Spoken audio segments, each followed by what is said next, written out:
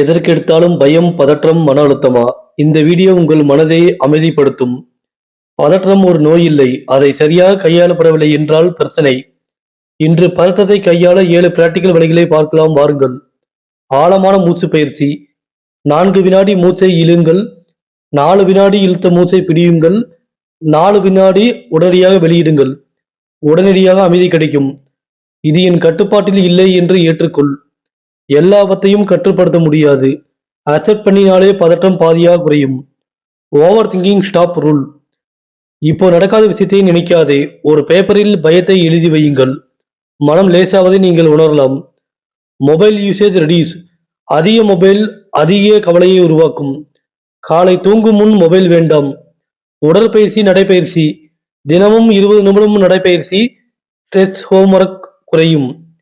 தூக்கம் மிக முக்கியம். 7 முதல் 8 மணி நேரம் தூங்குங்கள். லேட் நைட் நெக்ஸ்ட் டே கவலையை அதிகரிக்கும். தனியாக இருந்தாலும் பேச கற்றுக்கொள்ளுங்கள். நண்பன், குடும்பம் என்ற யார் இருந்தாலும் தனியாக இருந்தாலும் பேச கற்றுக்கொள்ளுங்கள். மனதில் எதையும் வைத்துக் கொள்ளாதீர்கள்.